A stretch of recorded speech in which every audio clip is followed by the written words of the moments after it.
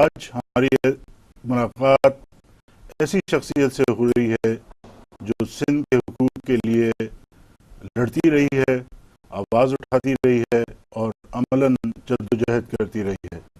ہماری ملاقات آج جناب رسول بخش پلیجو صاحب سے ہو رہی ہے، جو عوامی تحریک کے سربراہ ہیں اور انہوں نے خصوصی طور پر سندھ کے حقوق کے لیے جو آواز اٹھائی ہے، آج لگتا یوں ہے کہ اس کی سنوائی کا وقت قریب آتا چلا جا رہا ہے۔ انہوں نے سندھ کے پانی کے مسئلے کو اس بھرپور طریقے سے اٹھایا کہ پورا سندھ ایک آواز میں سندھ کے اس حق کے پر جو ڈاکے ڈالے جا رہے تھے اس کا نوٹس پورے پاکستان نے لیا، اور ایک تحریک کی صورت اینٹی کالا باغ ڈیم اور اینٹی تھل کینال کی موومنٹ چلی، اور ایک پہلی مرتبہ سندھ میں ایک متحدہ موقف اختیار کیا گیا کہ دریائے سندھ پر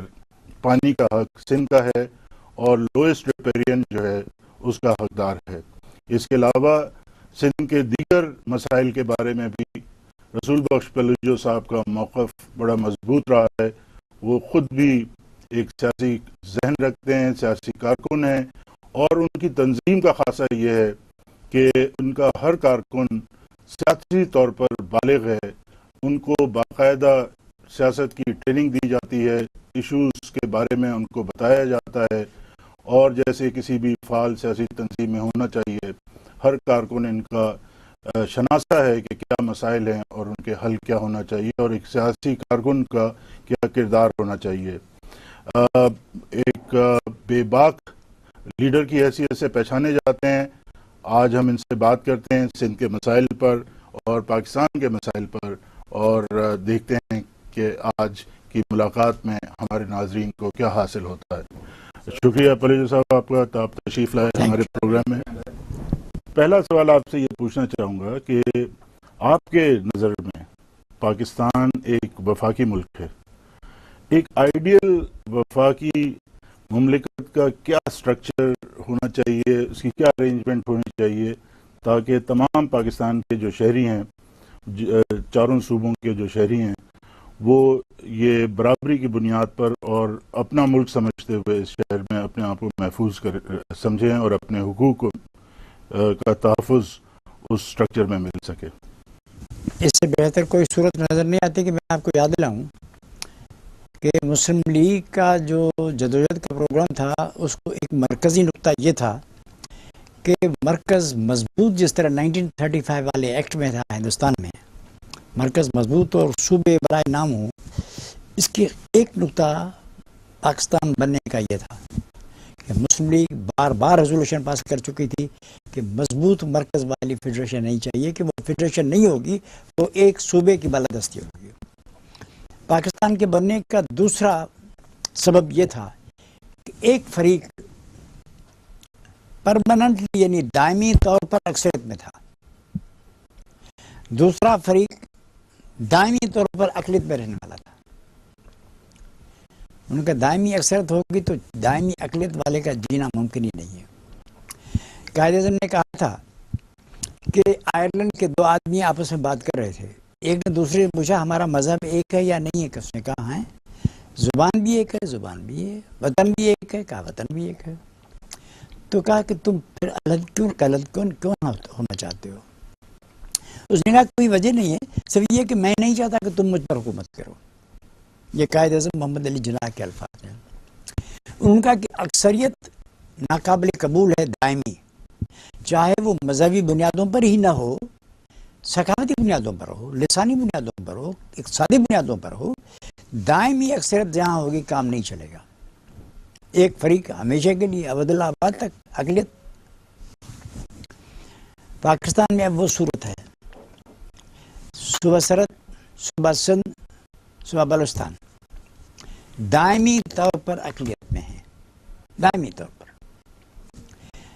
یہ صورتحال 1970 سے کے بعد میں پیدا ہوئی ہے، پہلے نہیں تھی۔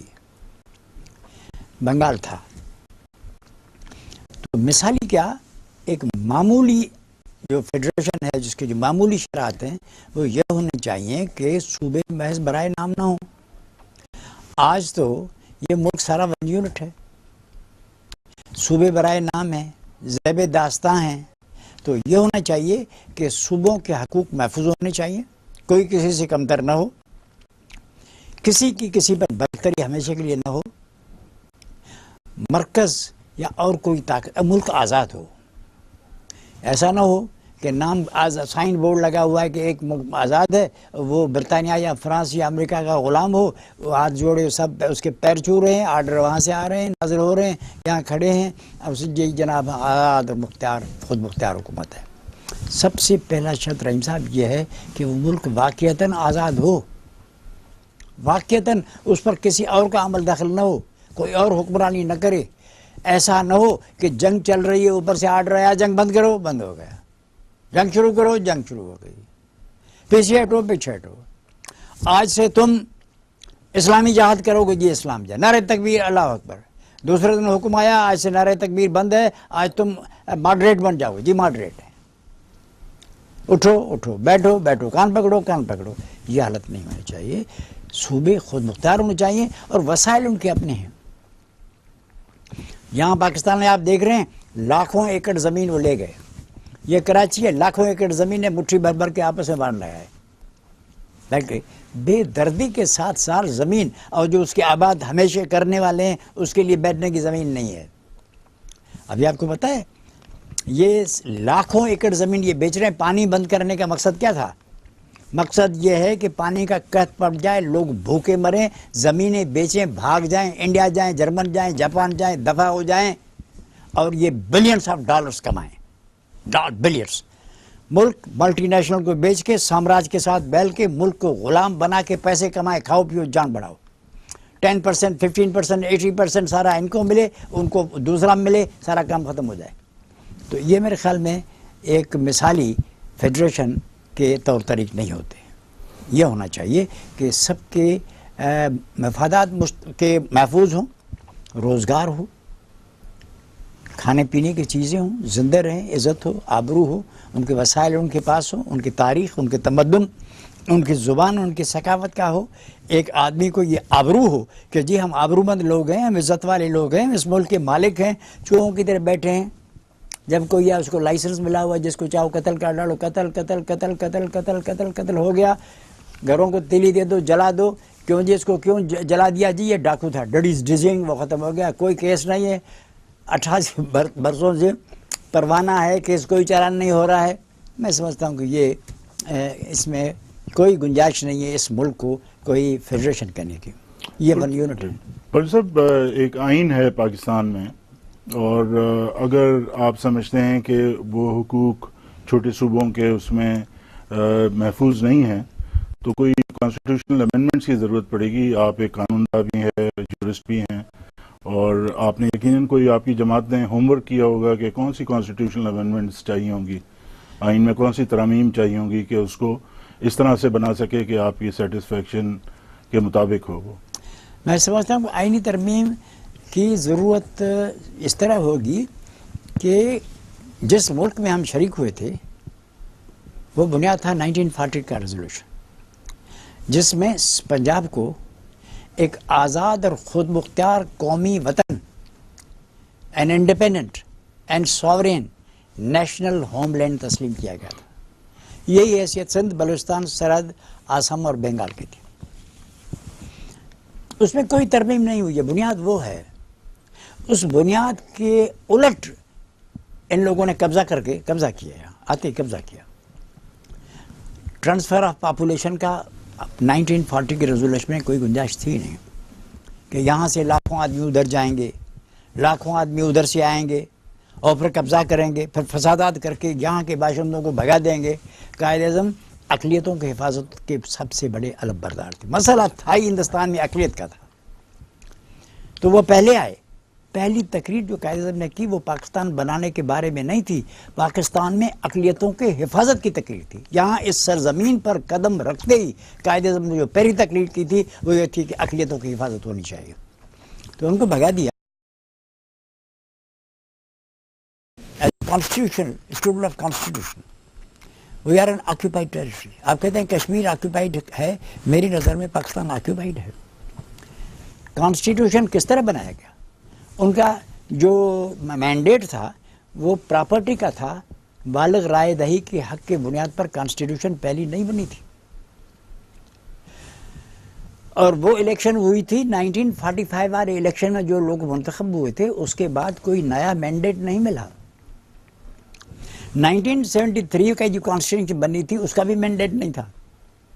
ان کو مینڈیٹ تھا ایک متحدہ بنگال سمیت متحدہ پاکستان کا مینڈیٹ تھا، اس لیے ان کو لوگوں نے ووٹ دیے تھے. ان کو ووٹ یہ نہیں دیے تھے کہ 3 صوبے اقلیت میں چلے جائیں گے، اکثریت کو بھگا دیا جائے گا، اکثریت کو نیست و نابود کر کے پاکستان وہ ختم کر کے نیا انٹیٹی بنا دی جائے گی جن میں یتیم صوبے بنے بیٹھیں گے جن کا کوئی بھی نہیں ہوگا. اس کے لیے کہاں مینڈیٹ تھا؟ اور پھر جو وہ آئین بنا گیا اس میں بھی جو امینڈمنٹ کر کے اس کا ستیہ ناش کر دیا گیا. پاکستان میں کانسٹیٹیوشن نام جو چیز کہتے ہیں، ہم کہتے ہیں 1973 کانسٹیٹیوشن بحال ہونا چاہیے اپنی اصلی حالت میں، لیکن دراصل یہ ذہن میں رکھیں کہ اس کو بھی وہ بھی مینڈیٹ وہی تھا. ایک مینڈیٹ ملا تھا ایک کام کے لیے، ان کو استعمال کیا. پاکستان میں لا قانونیت کا دور دورہ ہے. پاکستان آزاد ہوا ہی نہیں، ہم غلام ہیں. ہلو ٹیلی فون میں، ہلو تم ہمارے ساتھ ہو، ہمارے ساتھ نہیں ہو، نہیں ہو جاؤ چپ کر کے بیٹھ جاؤ، لاٹھی اٹھا لو، فلاں کی فارغ کرو. جی پاکستان زندہ باد نعرے تک. اچھا سارے ججوں کو بھگا دو، ڈنڈے مار کے نکل، جج ہو رہا ہے. یہ ہمارے بھائی کہہ رہے ہیں، ہمارے وکیل وکلا صاحبان کہ جی کہ بے قاعدے قانون ہم کریں گے تو پھر یہ تو بے قاعدے ہوگا، امینڈمنٹ بیکار ہوگی. اگر صدر محترم ججوں کو ڈنڈے مار کے نکال دے، اس کے لیے درست کرنے کے لیے 2/3 اکثریت چاہیے، تو کل وہ پھر سب کو ڈسمس کر دے گا اور آپ کو روز 2/3 اکثریت ملے گی. اگر 2/3 اکثریت نہیں ملتی تو ان کا آرڈر ایک منٹ میں ہوگا، وہ رائج ہوگا، وہ قانونی ہوگا، وہ آئینی ہوگا. ہمارے لیے یہ ہوگا کہ جی آپ 2/3 اکثریت، صدر کے پاس 2/3 اکثریت تھی، وہ منتخب ہوا تھا، اس کو کس نے کہا کہ آپ ضبط فرقہ مار کر یہاں آ جائیں گے؟ وہ تو آتے ہیں میرے عزیز ہم مت رہو، ہم آ گئے ہیں. یہ ہو گیا مسئلہ. ناظرین ایک چھوٹا سا بریک لیتے ہیں، بریک کے بعد دوبارہ آ کے پرویز صاحب سے بات کریں گے.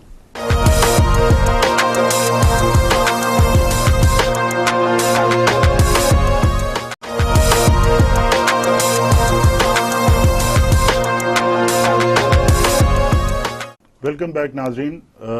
پرویز صاحب آپ بریک سے پہلے یہ فرما رہے تھے کہ ابھی تک پاکستان آزاد نہیں ہے اور ایک محکوم ملک ہے، قانونی ہے، قانونی غلام ملک ہے، سب غلام ہیں اور باہر سے آرڈرز آتے ہیں.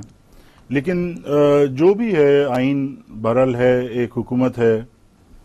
آپ کیا سمجھتے ہیں ابھی بھی پرویز مشرف صاحب اتنے مضبوط ہیں کہ ایک جمہوری حکومت کے ہوتے ہوئے ان کے آرڈرز چلتے ہوں؟ جناب دیکھیے نا، پرویز مشرف کیا ہیں، سامراج ایک آدمی کو بٹھاتا ہے، 10 برس اس سے کام لیتا ہے، پھر لیاقت علی کی طرح مروا دیتا ہے، پھر کام لیتا ہے مروا دیتے. وہ یہ کچھ بھی نہیں ہوتے. اصل میں وہ چیز جو ادھر بیٹھی ہے سمندر پار، وہ مردے میں جان ڈال دیتی ہے. چلو جو اٹھو تو اٹھے، کم بیز نہیں، وہ اٹھ جاتے ہیں. بیٹھ جاؤ بیٹھ جاؤ، زندہ کو کہتے ہیں مر جاؤ تو مر جائے، مردے کو کہ اٹھ جاؤ وہ اٹھ جائے.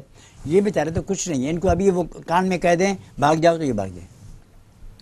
جس کو بھی کہیں کان میں بھائی بھاگنا ہے کہ چلو بھاگ جاؤ ٹھیک ہے.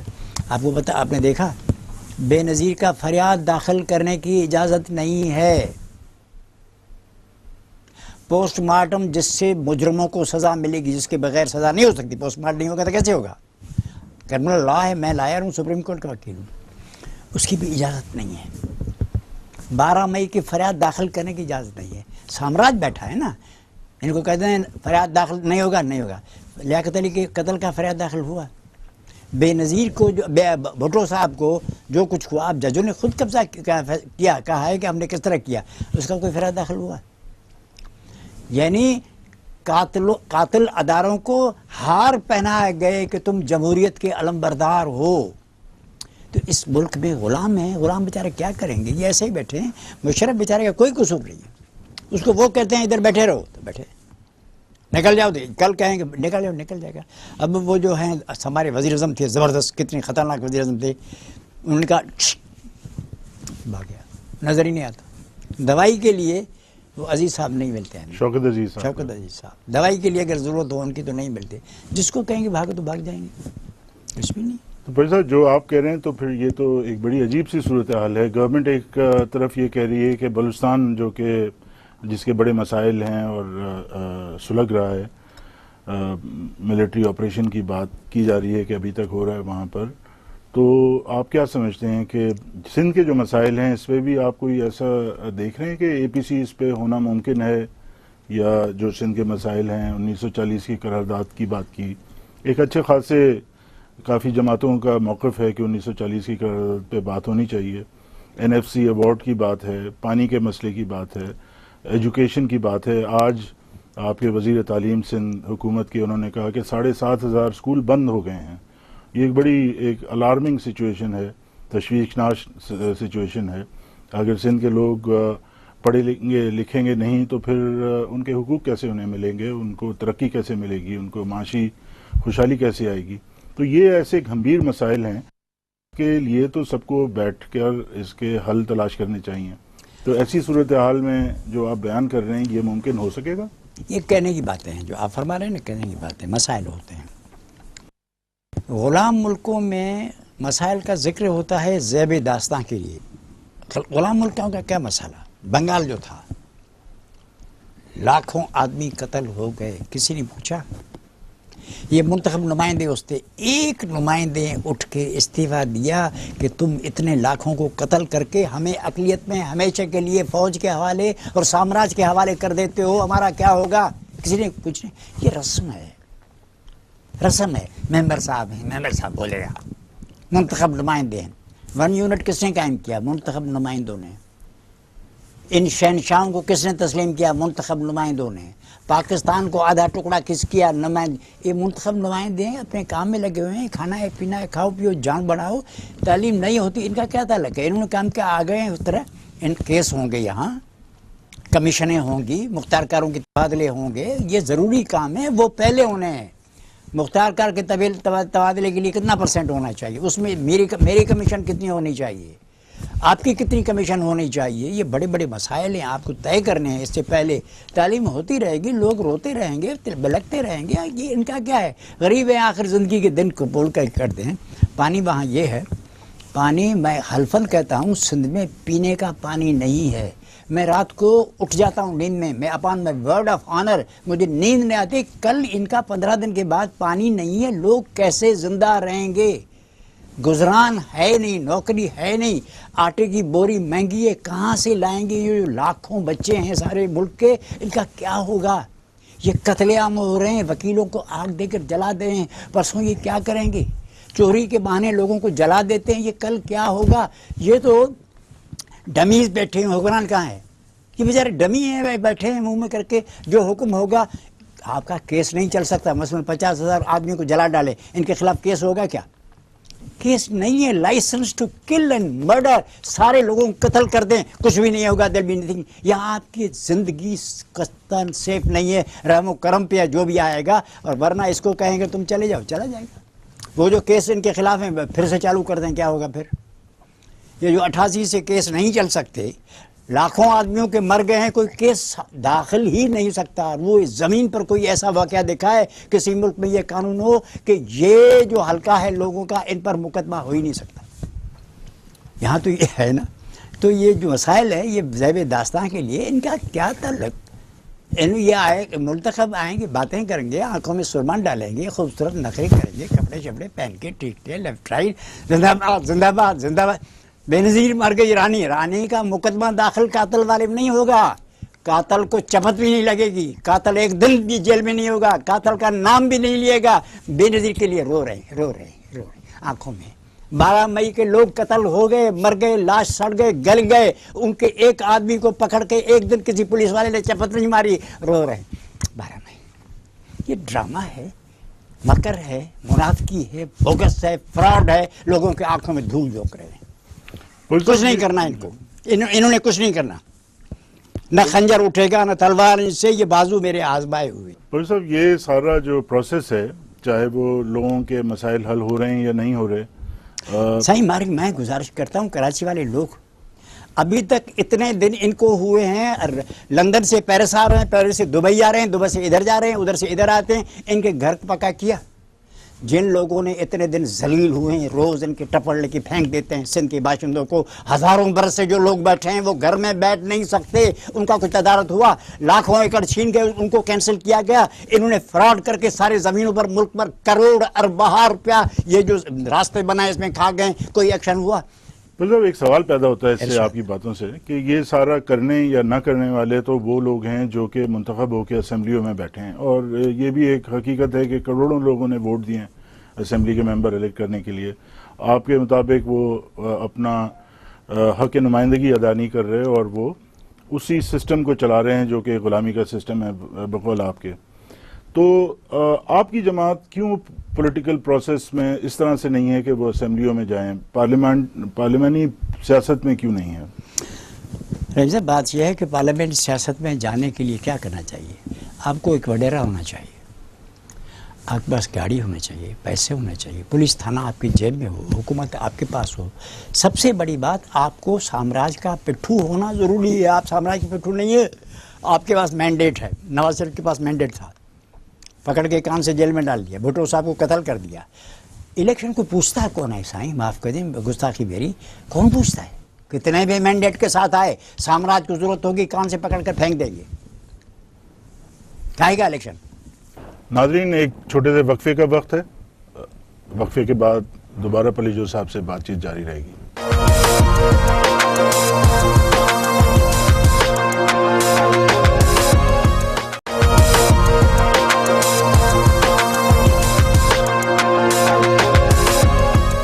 ویلکم بیک ناظرین. پلیجو صاحب سے ہماری بات ہو رہی تھی، آپ کی باتیں تو حقیقت پر مبنی ہیں. اب میں ایک ذرا دوسری طرف آتا ہوں. جو تحریک چلی اور بڑی جماعتیں اس میں سندھ کی ساتھ رہیں، اینٹی کالا باغ ڈیم اور اینٹی تھل کینال کمیٹی جو بنی، اور آپ نے اس سرکردہ رہنما کی حیثیت سے اس میں حصہ لیا، آپ کی جماعت نے بڑی بھرپور حصہ لیا اس میں. آپ نے لانگ مارچ کیا، ایک طویل لانگ مارچ تھا، ہزاروں لوگ آپ کے کارکن ساتھ تھے، خصوصاً خواتین. تو آج تو وہ لوگ اقتدار میں ہیں جو اس کمیٹی میں آپ کے ساتھ تھے. تو کالا باغ ڈیم بننے میں تو وقت چاہیے، بجٹری ایلوکیشن چاہیے، اس کے لیے پیسے چاہیے. وہ تو چیز سامنے آ جائے گی جب بجٹ ہوگا کہ اس کے لیے پیسے رکھے جاتے ہیں یا نہیں رکھے جاتے. لیکن تھل کینال روکنے کے لیے تو ایک حکم چاہیے. آپ کی کوئی ایسی انفارمیشن یا نالج ہے کہ وہ روک دیا گیا ہے؟ رحیم صاحب، جب ہمارے ہاں اور ملکوں میں نہیں، پاکستان میں جو کرسیاں بنائی گئی ہیں نا، ان میں ایسا انتظام ہوتا ہے کہ وہاں سنائی کچھ نہیں دیتا. کرسی میں ایسا کوئی سسٹم ہوتا ہے کہ وہاں جب آ کر آدمی کرسی میں بیٹھتا ہے تو کچھ سنائی نہیں دیتا. تو آپ کے توسط سے میں چاہتا ہوں شاید آپ کے توسط سے ان کے کان تک پہنچے کہ جناب من، ہم اینٹی تھل کینال کمیٹی کے ہیں، آپ چیئرمین ہیں، اور ماشاءاللہ الحمدللہ پاور آپ کے پاس ہے. ایک دم برائے مہربانی اپنا منصبی فرض ادا کر کے آرڈر کریں کہ اینٹی تھل کینال کو بند کریں، اور کالا باغ کے متعلق جو آپ سازشیں کر رہے ہیں وہ بند کریں. میں آپ کے توسط سے کرتا ہوں، خدا کے واسطے. آپ کو بتائے اگر رینی کینال بھی بند ہو گیا تو بھی لاڑ کا علاقہ برباد ہو جائے گا. آپ کو پتہ ہے گدو پر جو پانی ہمیں دیا جاتا ہے، اس سے پہلے 30,000 مشینیں لگی ہوئی ہیں جو ہمارے پتی کا پانی لے جاتی ہیں، کچھ بھی یہاں پہنچتا نہیں ہے. ادھر وہ کہتے ہیں کہ یہ پانی آپ کی طرف ہم نے روانہ کر دیا، روانہ کیا، لیکن 30,000 مشینیں پانی لے رہی ہیں. 2 بڑے کینال 33,000 کیوسک پانی لے جا رہے ہیں. کوئی پرسان حال نہیں ہے، سننے والا نہیں ہے، کان بہرے ہیں حکمرانوں کو. پہلے دن سندھ کے نمائندے کیسے ہوتے ہیں آپ کو پتہ نہیں کیا کیا. 1 یونٹ کے بارے میں سندھ کے نمائندوں نے کیا کیا. سندھ کے یہی تو نمائندے ہیں جنہوں نے آرڈر پاس کیا دہشت گردوں نے، جناب کہ سندھی کو یہاں کوئی بھی فرانچ والا آ کے سندھ میں ملازمت کر سکتا ہے، سارے جہان سے آ سکتا ہے، چائنا سے، جاپان، جرمنی سے. سندھی کو کراچی میں ملازمت نہیں ملے گی، ساری زبانیں استعمال ہوں گی. یہ جو گورنر صاحب بیٹھے ہوئے ہیں، روز 15-10 کے عادت کیا 300 اسکول بند، سندھی کے 300 اسکول بند. اور یہاں تعلیم سندھی میں نہیں ہوگی، یہاں لوگوں کے گھر نہیں، سندھیوں کو لینے کے لیے سارے نہیں ملے گا. یعنی یہ تو ایسا ہے کہ لاہور میں کہیں یہ لاہور میں کوئی بھی بیٹھ سکتا ہے سوائے پنجابیوں کے. پشاور میں پشتون نہیں آ سکتے، باقی خیر الحمدللہ تبارک اللہ تعالیٰ آ جائیے. ہمارے ساتھ یہ ہے، ہم کیا کہیں لوگوں کے. خدا نے ان کی جو سندھی میں کہتے ہیں پہلے جس کو اللہ تبارک جس سے ناراض ہوتا ہے اس کی پیری مت لے جاتی ہے. ہم لوگوں کی پیری مت ماری گئی ہے کہ ہمیں دیکھتے ہوئے آنکھوں کے ساتھ ہمیں کچھ دکھائی نہیں دیتا. یہ کبھی سننے کی بات ہے کہ سندھ کو سندھ میں نہ پڑھنے دو، سندھ میں رہنے نہ دو، سندھ کو ملازمت نہ ملے، یہ عقل کی بات ہے نہیں ہے. لیکن کیا ہے انہوں نے، یہ نہیں، یہ تو آپس میں بیٹھے تھے. وہ جو بڑے بڑے ہمارے زبردست تھے، اس سے پہلے بھی ایک زبردست حکومت تھی، شاندار انقلابی بڑے زبردست، انہوں نے یہ دندے کیے ہیں. پروفیسر صاحب دیکھیں جو مسائل ہیں وہ ظاہر ہے آپ کی طرح دوسرے بھی جو قوم پرست رہنما یا جماعتیں ہیں ان کی بھی یہی تقریباً آواز ہے. تو آپس میں کوئی اتفاق کے رائے کیوں نہیں بن پاتا، ساتھ بیٹھ کے ایک مشترکہ لائے عمل کیوں نہیں بنایا جاتا؟ روئے زمین پہ کبھی ایسا نہیں ہوا کہ جب کسی قوم کی دادرسی کی نوبت آئے ہو تو اس کے سب لوگ متفق ہی ہوں. جب عربوں کے نشاد ثانیہ کا ٹائم آ گئے تھے، بلکہ ان کے ایک نئی دنیا پیدا ہونے کا ٹائم تھا، سب لوگ متفق کہاں تھے. چین میں یہ جو تقریر چلی تھی اس میں اس کے سامنے تو ان کا سامراج کا پٹھو وہ بیٹھا ہوا تھا، چنگ کا شک. روس میں مخالف پارٹیاں بیٹھی ہوئی تھیں. یہ شرط ہی صحیح نہیں ہے. کانگریس کے مخالف کتنی پارٹیاں تھیں، مسلم لیگ کی مخالف کتنی پارٹیاں تھیں. جو صحیح پارٹی ہو یا صحیح بات ہو وہ کامیاب ہونی چاہیے، اس کی لوگوں کو تائید کرنی چاہیے. اگر عوامی تحریک کی بات صحیح ہے صحیح ہے، اگر مسلم لیگ نون کی بات صحیح ہے نہیں ہے یا صحیح ہے تو صحیح ہے، فرسٹ کلاس حالات ہے. لیکن یہ شرط لگانا کہ سب اکٹھے ہوں گے. سامراج تو شیعہ بھی بناتی ہے، سامراج سنی بھی سامراج بناتا ہے، مجاہد اور غازی تیار کرتا ہے، ان غازیوں کو غدار اور قاتل وہ بناتا ہے، مذہب نیا تیار کرتا ہے. فیکٹری ہے لینگلے ہاؤس میں، روئے زمین کے مذاہب، روئے زمین کے انقلابی، روئے زمین کے فلانے فلانے جو ہیں. ہزاروں اس کے پاس آدمی بیٹھے ہیں، مجھے انقلابی بنا دے گا، کل بنا گا اتنا پٹکا بنا کر میرے ہاتھ میں بندوق کی رسوئی پلی جو آ رہا ہے اسلام کی بلندی کے لیے گھوڑا ٹاپ ٹاپ کر کے آؤں گا. دیکھنا یہ نہیں ہے کہ اطاعت کرتے ہیں یا نہیں کرتے، سامراج اطاعت کرنے دے گا. 53 سے زیادہ مسلمان ملک ہیں، ان کو سامراج اتحاد کرنے دیتا ہے؟ Not at all. وہ کبھی نہیں کرنے دے گا. وہ مصنوعی آدمی کھڑے کر دے گا. میرے جیسے بتا خور ہوں گی قوم پرستی. آپ نے بتا قوم پرستی سنی ہے؟ اپنے آدمیوں کو مرنے والی قوم پرستی ہوگی. میں 5 آدمی یہاں جھگڑا کر کے موقع دے دوں گا تاکہ 5 لاکھ آدمی جا کے تمہیں مارو. میں تو یہی کروں گا. یہ ہمارا دھندا ہے. اگر لوگ ہمارے زخمی ہو کے آئیں گے تو پہلا حملہ ان پر میں کرواؤں گا، لڑکیاں میں اٹھواؤں گا، بتا میں مانگوں گا. یہ تو ہمارے یہاں ہے نا سسٹم. تو یہ اتحاد سے خدا پناہ دے. جو اچھی بات ہے وہ ہونی چاہیے. بنے تم دوست جس کے دشمن اس کا آسماں کیوں ہو. اگر میں آپ کا دوست بنا ہوں تو آپ کو کام کرنے کیوں دوں گا.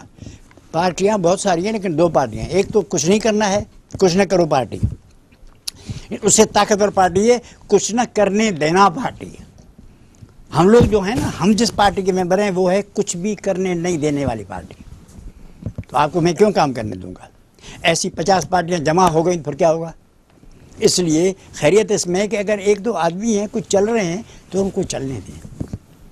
پھر صاحب ایک اتحاد APDM میں جہاں اتفاق ہوا اور ساتھ بیٹھے ہیں اور وہاں پر متحد ہیں آل پاکستان ڈیموکریٹک موومنٹ، انہوں نے ایک نیشنل کانفرنس کی کال کی ہے.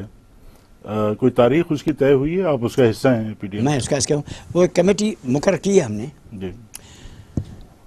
کسی نے کہا ہے کہ کوئی کام نہ کرنے دینا ہو تو اس کے لیے کمیٹی بنا دو. ہم نے بھی یہی کیا ہے. کمیٹی ہے وہ طے کرے گی، لیکن وہ کمیٹی سٹنگ کر رہی ہے. میرے خیال میں جلدی فیصلہ ہو جائے گا. وکلا برادری نے کال دی ہے 10 جون کی لانگ مارچ کی.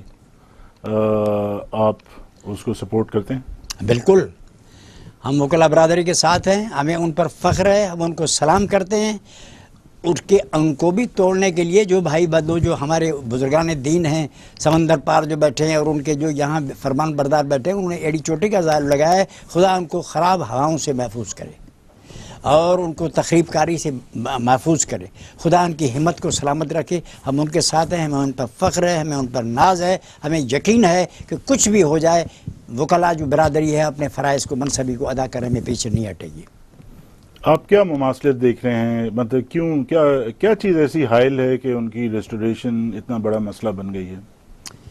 سامراج نہیں چاہتا نا، اگر یہاں رول آف لا ہو گیا تو پھر ان کا کیا دندہ کا؟ ان کا دندہ ہے لا لیسنس. سامراج لا قانونیت کے بغیر کیسے حکم کرتا؟ مثلاً یہ جو ہیں دہشت گرد مار رہے ہیں، ان کو تھپڑ مار کے آپ 2 ڈنڈے مار کے کسی کو 5 کو 10 کو پھانسی میں لٹکا دیں گے تو یہ پھر کرنے کی جرت کریں گے؟ سامراج کے حکموں کی فرمان برداری کر سکیں گے؟ سامراج کو ایسے آدمی کو ضرورت ہے جو چھری ہاتھوں میں لیے ہوئے لوگوں کو قتل کرتے پھریں، کوئی ان کو حارج نہ ہو. کورٹیں اور عدالتیں آ گئیں پھر تو مر گئے.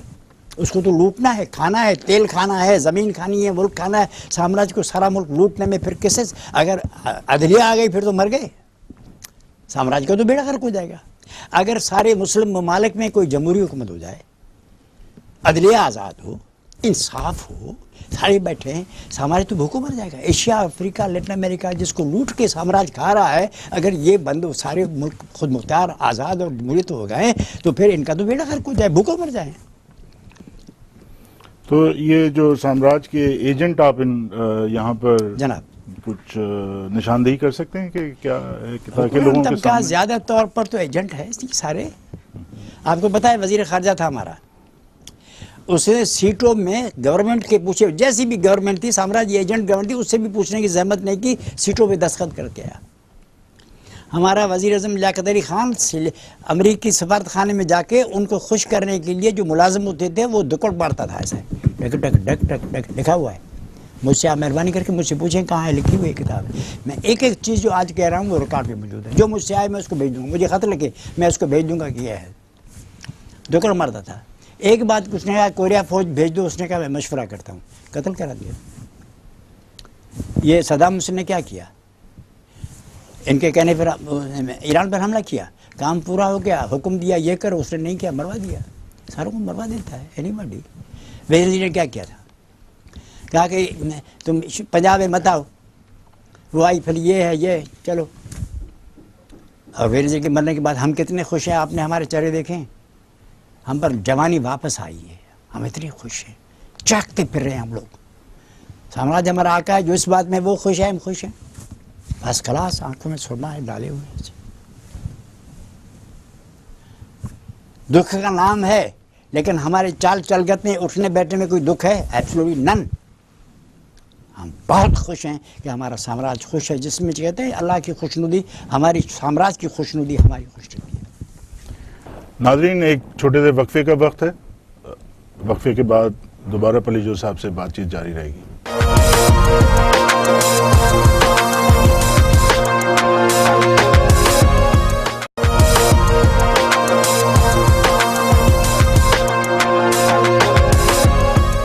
ویلکم بیک ناظرین. پلیجو صاحب سے ہماری بات ہو رہی تھی.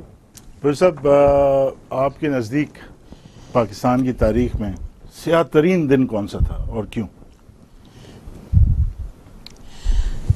بنگال والا. ایسٹ پاکستان جب الگ ہوا؟ کیونکہ یہاں تو دکھ ہے، انفرادی دکھ ہے.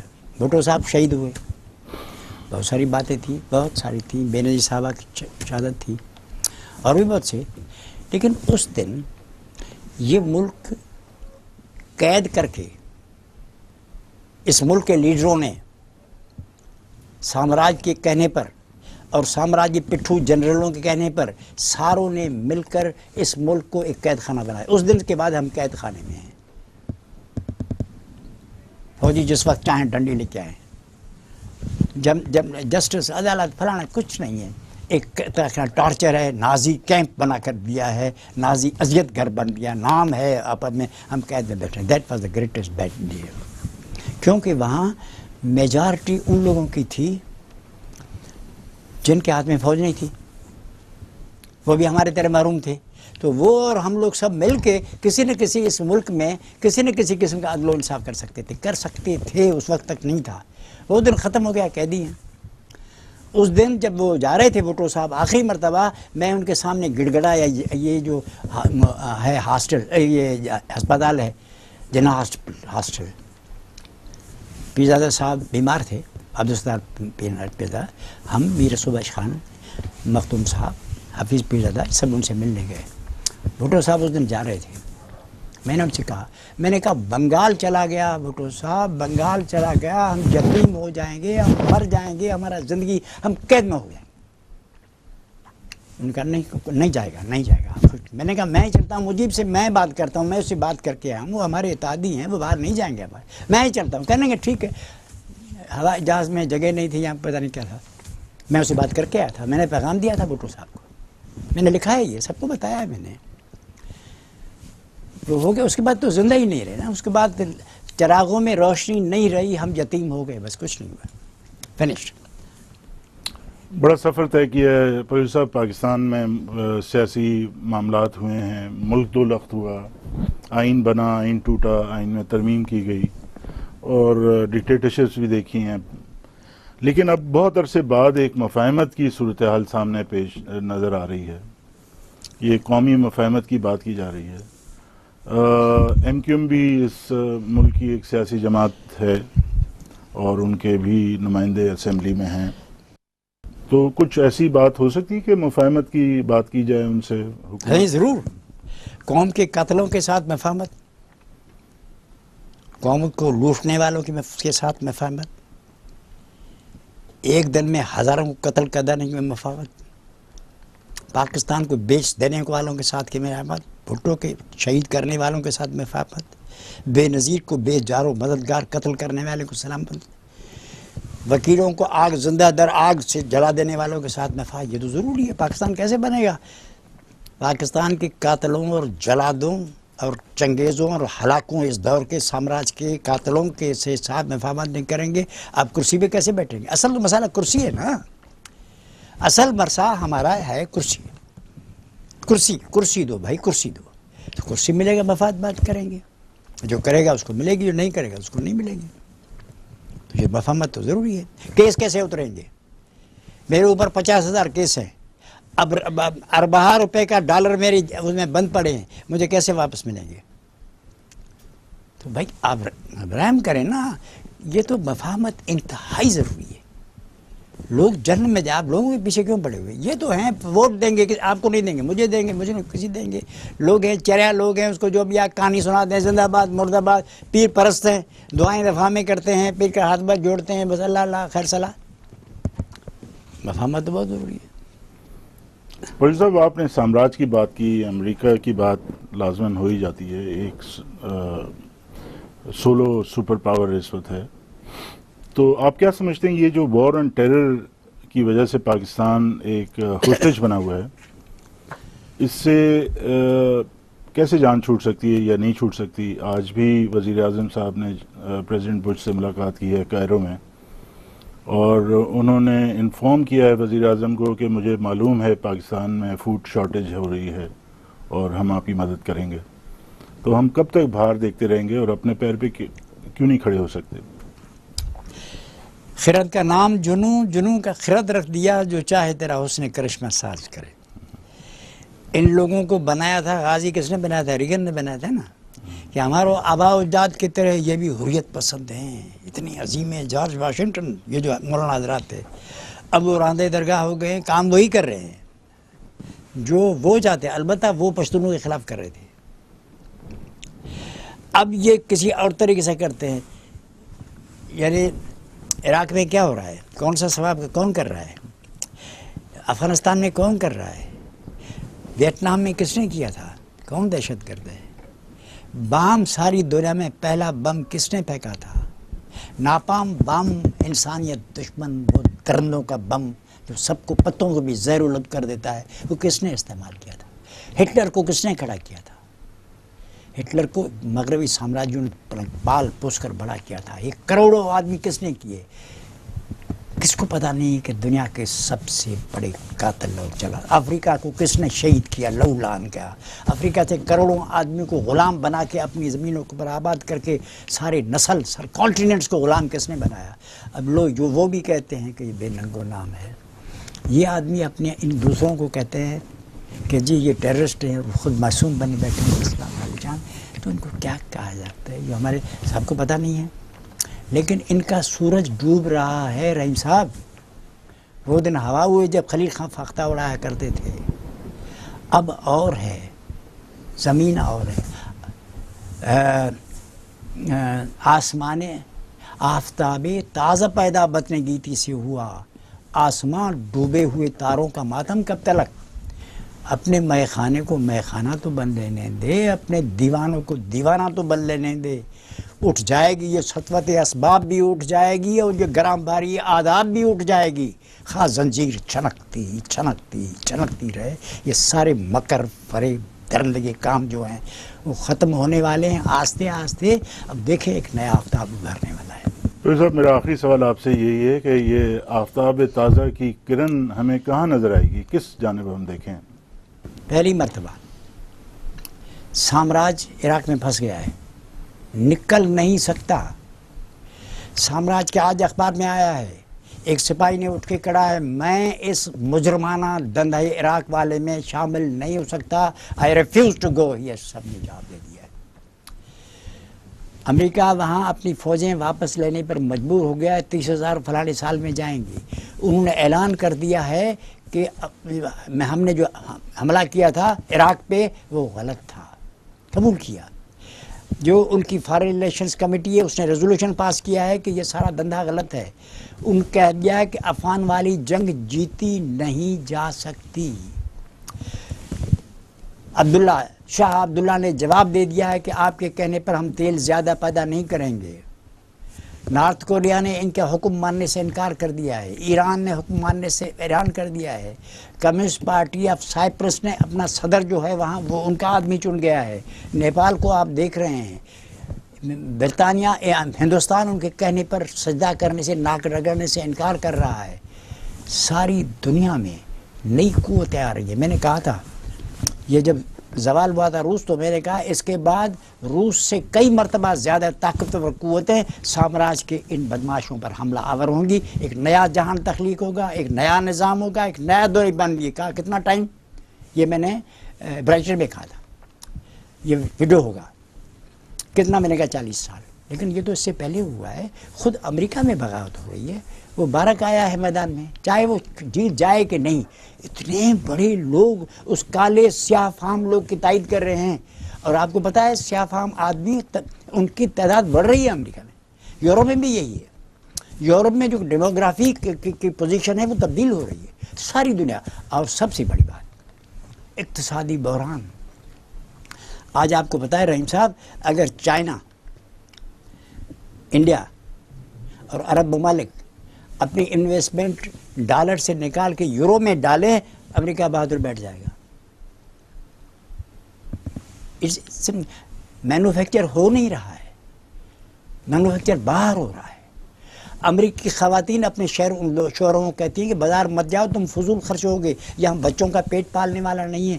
صحیح معنی میں بھوک ہے امریکہ میں، ایک بہت بڑا دور نکل گیا۔ وہ جو مومنٹ تھا، ایک لحظہ تھا امریکہ کے تنو تنہا اور واحد ساری دنیا کا فرعون بننے کا، وہ لمحہ آیا اور گزر گیا۔ اب زوال کا دور ہے، ایشیا کی طرف بڑھ رہا ہے، کھسک رہا ہے اقتدار۔ آپ نے فارن افیئرس کا پرچہ پڑھا ہوگا ایک ہفتہ پہلے، اس نے کہا کہ چین تو ساری دنیا کا بڑا پاور بننے والا ہے، لیکن سوال یہ ہے کہ کیا وہ امریکہ کو تباہ کر کے پھر بنے گا؟ اس کا جواب تھا یہ لازمی نہیں ہے، امریکہ کو تباہ کریے بغیر چین ساری دنیا کا امام ہو سکتا ہے اقتصادی طور پر۔ ڈیبیٹ یہ چل رہا ہے، آرگیومنٹ یہ نہیں ہے کہ آیا سامراج رہے گا، یہ تو پتہ ہے کہ یہ ساری دنیا کے بے پناہ بادشاہ نہیں رہ سکتے۔ ایشیا آ رہا ہے، حالات ہیں، لیکن کب ہوگا کیسے ہوگا اس پر بحث ہے۔ اس پر بحث نہیں ہے کہ اقتدار اور سربراہی نہیں ہے۔ آپ نے دیکھا ایک زمانہ تھا، 250 سال یورپ والوں نے 7 حملے کیے ایک شہر کو حاصل کرنے کے لیے، یروشلم کو 7 مرتبہ حملے کیے، سارا یورپ متحد تھا، انگلینڈ سے لے کر اٹلی تک، سب میں ناکام ہوا۔ انگلینڈ کے بادشاہ رچرڈ شیردل نے اپنی بہن دے دی صلاح الدین کے بھائی کو کہ تم شادی کرو، مجھے اپنا ماتحت بناؤ اور یہ یروشلم مجھے دو، میں آپ کی طرف سے وہاں حکومت کروں گا، بہن بھی دوں گا، جنگ میں میری ضرورت پڑی تو میں وہاں سے آپ کو فوج بھیج دوں گا، میں تابع دار ہوں، مجھے موقع دو۔ اس نے کہا شادی نہیں ہوگی، پوپ نے کہا، ورنہ انگلینڈ تو ان کے ہاتھوں میں زیر دست بننے، ہاتھ جلنے کے، ان کے ماتحت کام کرنے کے تیار تھا۔ انگلینڈ میں ایک ٹیکس ہے، کتاب میں پڑھیں، ٹیکسٹ بک میں، صلاح الدین ٹیکس، کہاں تھے یہ ہمیشہ کے لیے اس ملک میں؟ صدیوں تک یورپ ایشیا کے مقابلے میں کچھ بھی نہیں تھا.